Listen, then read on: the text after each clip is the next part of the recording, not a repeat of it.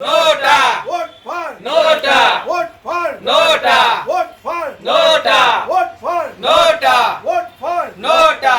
दोस्तों, कल्याण लोकसभा सीट के चुनाव के लिए जहां हर गली हर नुक्कड़ पर प्रचार अपने पूरे शबाब पर है और आखिरी चरण में पहुंच चुका है, वहीं उल्लासनगर 5 के एक बड़े पट्टे में अवैध डंपिंग ग्राउंड हटाओ मंच द्वारा नोटा का बटन दबाने का जमकर आह्वान हो रहा है। इसका कारण है वहां की जनता का डंपिंग ग्राउंड से त्रस्त होना। तो दोस्तों, देखा आपने कि हर दुकान और घर में जा जाकर डंपिंग ग्राउंड के विरुद्ध नोटा का आवाहन किया जा रहा है। अवैध डंपिंग ग्राउंड हटाओ की टीम से बात करने से पहले आइए सुनते हैं एनसीपी अजीत पवार गुट के नेता भरत गंगोत्री जी को, उनका क्या है कहना डंपिंग ग्राउंड के मुद्दे पर।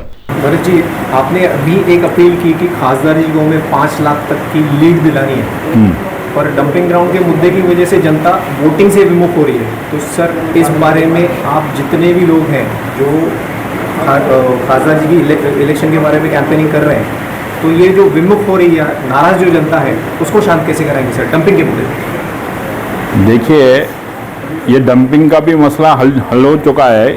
आपको पता होगा कि बदलापुर में एक जगह देखी गई है जिसके लिए टेंडर भी निकल चुका है और अमाउंट भी सेंक्शन हो चुका है 148 करोड़ का।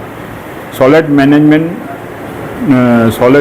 क्या प्लांट लगने वाला है और उस प्लांट के अंदर अपना उल्लासनगर, अंबरनाथ और बदलापुर, इन तीनों का जो घन कचरा है वो जमा होके वहाँ पे जाएगा और वो सॉलिड उसका जो मैनेजमेंट है वो करके बन के निकलने वाला है। तो अभी कुछ ही दिनों का है कि हमें वो थोड़ी दिक्कत रहेगी।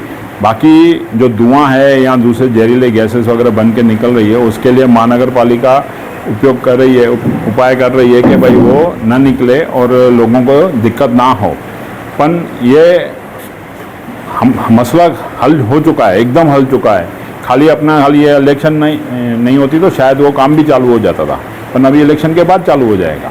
भरत गंगोत्री जी की बात आपने सुन ली। अब आइए मिलते हैं अवैध डंपिंग ग्राउंड हटाओ मंच की टीम के प्रकाश अरोड़ा जी से, लेते हैं उनसे अपने सवालों के जवाब।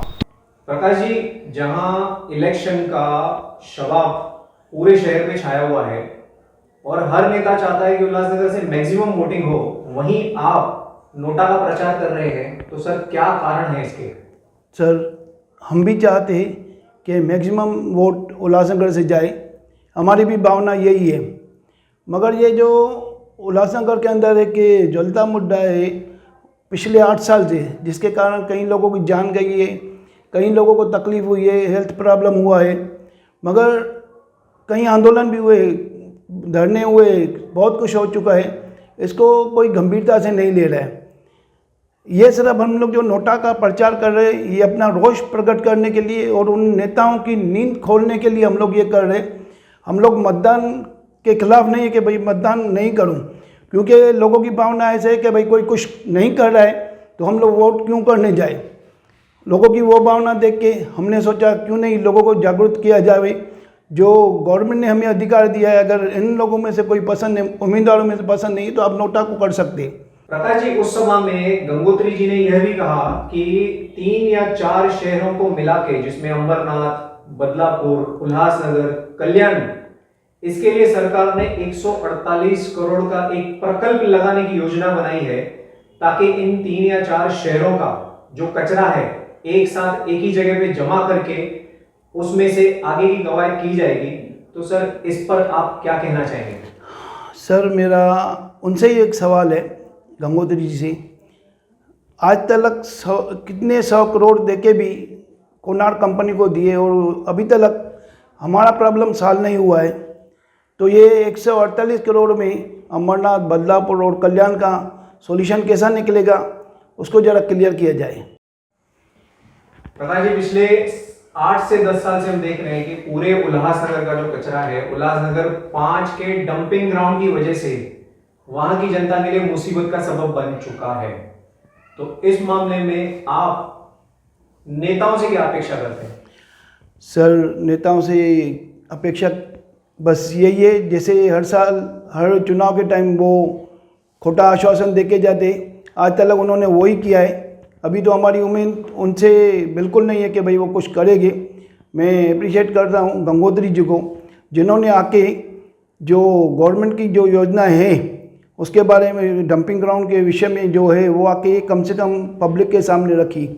अगर सच में ऐसी कोई योजना है, इसके ऊपर कुछ काम हो रहा है, तो जो दूसरे नेता है जो आज तक सोए हुए, उनको भी जागना चाहिए और पब्लिक को भी जगाना चाहिए, ताकि उल्लासनगर की जनता और उल्लासनगर के नेताओं के बीच में जो खाई बढ़ती जा रही है वो कम से कम वहाँ रुक जाए और नहीं बढ़े। तो सुना आपने क्या कहना है अवैध डंपिंग ग्राउंड हटाओ टीम का। लगता है डंपिंग ग्राउंड को लेकर आने वाले चुनावों में कई स्थानिक नेताओं को वहां की जनता कटघरे में खड़ा करेगी और करेगी अपना इंसाफ, और शायद उन्हें चुनाव हराकर करेगी उनके राजनीतिक पत्ते साफ। अगले अंक में सुनते हैं डंपिंग ग्राउंड के करीब रहने वाले रहवासियों की आप बीती। सिटी उल्लास लाइव के साथ बने रहिए। धन्यवाद।